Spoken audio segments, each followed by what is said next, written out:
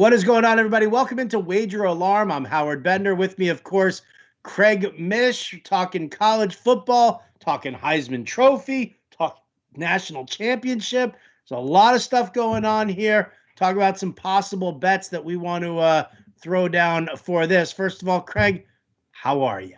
I'm doing very well. And as a reminder, for those people who may be watching this college football preview for the first time, Howard and I went through 5 college football season win totals recently. You can find those over at Wager Alarm, Georgia Tech, Minnesota, South Florida, and some others.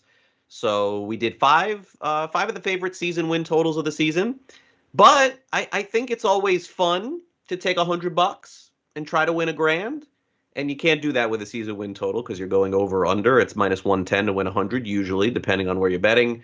I thought, let's throw a couple darts today. Let's see if we can hit a couple of, well, maybe one long shot and maybe make a case for somebody else besides Alabama winning the national championship. So I am doing well. Thanks once again for having me. Let's get right to it. Let's get right to it. Let's start with the Heisman Trophy, winner here. I'd love to hear your dart throw. I'd love to hear your favorite in this, but I mean, let's face facts.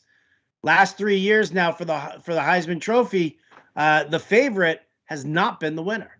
No, it has not, and that is the point. Now, I don't know. I mean, what do you think, Howard? Does this feel like this is going to now happen in college football, or is it just an unusual trend over the last few years? Because as much as I mean, you and I have been doing this now for years. We never spoke about Joe Burrow going into the college football season. Not once. We never mentioned the name Kyler Murray going into Oklahoma's college football season. We mentioned that they're the quarterback, yes. But as far as winning Heismans, no. And then who had Devonta Smith winning the Heisman Trophy? No one had Devonta Smith. So I will throw it to you. When you see something like this and you see something trending this way, do you continue along the line or do you say, oh, well, Craig, 4 years ago, Baker Mayfield, everybody knew that he was going to be the best and he ended up winning the Heisman. That's true. Tim Tebow, when he won. I mean, look, you knew that there were some players going into the season that had a good shot and won. But I think we're seeing guys come out of nowhere more often than not. And I am curious if that continues. I'm curious if it continues too, but let's talk about it here. Who was our favorite last year to win the Heisman? Was it Trevor Lawrence? Yes, it was Trevor Lawrence. He was 2-1. 2-1, but he was also coming off of an injury, right? No, he was healthy. He got hurt during the season. Okay. So if Trevor Lawrence doesn't get hurt last year, does he win that Heisman? It's a fair question to ask, but he didn't finish second either. So, I don't know. I don't know. I guess we'll never know. I don't know the answer to that. But what the Heisman is telling me this year is basically what I think is correct which is that, and I'll tell you that the favorite to win the Heisman this year is Spencer Rattler from Oklahoma. Okay. Mm-hmm. Now we've seen Oklahoma quarterbacks win quite a bit recently. Let's be real, but when you see the favorite, Howard, on FanDuel as 8-1, it tells you they have no idea. Yeah, that's the thing. 2-1 you said last year for Trevor Lawrence, 8-1 being the favorite this year. A little bit more of a dart throw for sure. And maybe that's what it is. Maybe what we're kind of looking at here is a trend in college football where it is sort of skewing away from the odds-on favor. I mean, listen, unless you're talking about like a serious generational talent. And, Trevor Lawrence could be considered a generational talent, but the injury definitely submarined him. So like you said, we don't know if he is or not, but since we can't predict injuries, I think it's nice to see that some of the longer shots are coming in, just in the sense that not because it's like, oh, it's fun to bet a long shot, but just in the sense that college football is showing that it's a little bit more wide open. It's not so cut and dry anymore, just based on, the different programs and what we're seeing more and more. It was like when we were talking about the wins totals before. We were talking about you were talking about rushing quarterbacks and how that trend is now stepping up a little bit more. So maybe that's what it is. Maybe they're looking for a guy who, could excel the best in an NFL scheme. Maybe that's, kind of what it is, especially, for a potential crappy team. Yeah. Also. And it's interesting. You mentioned wide open. And really, when you think about it, as an example, when Joe Burrow won the Heisman 2 years ago, it was because Joe Brady was the offensive coordinator and Burrow threw for 40, 50 touchdowns or whatever it was. Howard, 10 years ago, you wouldn't even think of a quarterback winning the Heisman at LSU. They would just run the ball and play defense, and that's it. But just like the NFL is changing to more wide open and teams are throwing the ball and we have totals of 5,000 yards for quarterbacks, the same thing is happening in college. So, for example, 15, 20 years ago, maybe more, when Sam Bradford won the Heisman Trophy Award, I bet you could go back and say, my gosh, like he was the only one throwing a lot of passes that year. Like that's the way that college has changed. So, maybe the voters are getting a little bit smarter, understanding that that's a part of it too. But look, Devonta Smith last year sort of came out of nowhere. Burrow came out of absolute nowhere. And Kyler Murray was on the radar a little bit earlier, but not quite. Like he went through September pretty much. We didn't even mention his name, and then all of a sudden in October, yeah, he became the favorite. So, anyway, to this year, the favorite, as I mentioned, is Spencer Rattler, and certainly he's very talented, and he's going to throw for a lot of touchdowns. Oklahoma's defense is probably not going to be great; it never is. Matt Corral from Mississippi, who we talked about previously on a different stream, he's also in the conversation. And then there's a quarterback on North Carolina who maybe has a chance to be the number 1 overall pick in the draft, possibly. His name is Sam Howell, and he was a very, very highly touted kid coming out of high school, and physically is going to go into this thing. When you look at him, you're going to say, oh, like that's a quarterback. But North Carolina may not be great. He also could return for another season. That's a possibility for him as well. He's still very young. So this year, I'm taking a look at Georgia's quarterback, and JT Daniels is their quarterback, and he is 12-1. Georgia is set up pretty well to have a good season. They're going to be ranked inside the top 5 to start the year. I mean, look, he's not somebody that's going to run the ball, so that's going to hurt him a little bit, of course, like some of the others. But he is somebody that plays in the SEC, and I think that if you look at players that win the Heisman Trophy Award, we just talked about the last 3. 2 of them were in the Southeastern Conference, so that makes sense as well. It's also a little bit, people think that this is a down year in Georgia's division of the SEC, the East, where my Gators, unfortunately, may not be as good. And so if that is the case, they may be able to just blow through teams in that conference. He threw 10 touchdowns, 2 interceptions. Georgia only played 4 games. So that was the situation. He was unbelievable in the bowl game. And the truth is no one really knows that much about him. He's a little bit of a mystery because he hasn't played all that much. He's a former transfer.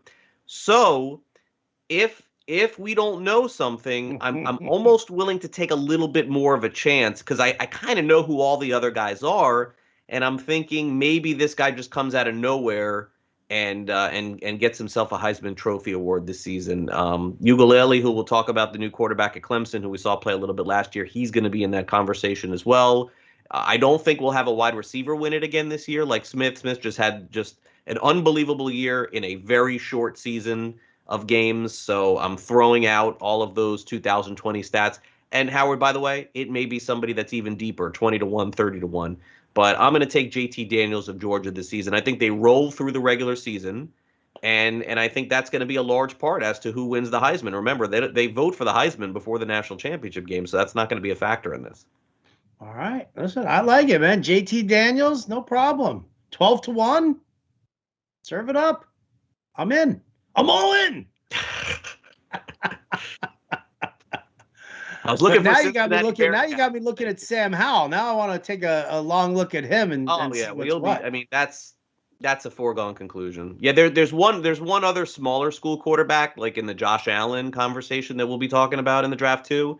But it's like Sam Howell. Unfortunately, who Sam Howell is going into this year. He's going into his I think it's a sophomore season or junior season, like Sam Darnold was, where it was this guy's a star, he's at USC, he's a monster, And then his senior season wasn't really that good. And then, of course, we know what happened in the NFL. But if you go back and you remember what Sam Darnold was at the time, he was a surefire NFL prospect, first pick overall, can't lose, and then he got jetsed.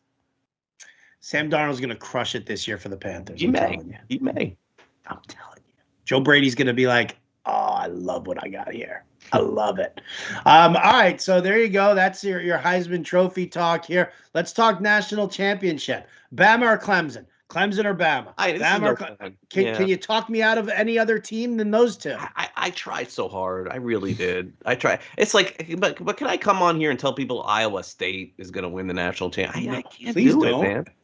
I can't do it. And they're like in the conversation. I can't do it. So it's not going to, I'm not going to take Alabama. I'm not going to do it. Alabama's 2.5 to 1. I'm going to take Clemson. I'm going to go for it. Look, 4 to 1 is still pretty good on your money. It's still pretty good. So what's interesting about this is we're going to know right after the first week of the season. So we'll get into it. So not ukulele, but DJ Ukulele, he is the quarterback that played for Trevor Lawrence last year, Howard, and he was awesome. He threw 5 touchdowns, no interceptions, 914 yards. He is not Trevor Lawrence, but he's very good. So Clemson is not going to really miss a beat there. They also always have one of the easiest schedules in college football because of the ACC. It's not as simple as Alabama, who plays in the SEC, and they could lose in any given week. They just usually don't, but they could lose. Like, they play good teams. They don't. Best defense in college football, 11 starters back for Clemson. I mean, that is scary. I mean, they have every single starter coming back from their team last year. Darion Kendrick, I mean, he won't be the first pick in the draft, but he'll be close to it. He'll be in the top 10. He's the best cornerback in the country. Offensive line has 3 starters back. That was their weakness last year. Trevor Lawrence got hurt, as you could see. Justin Ross, who was awesome for them down the stretch, he is back for another season.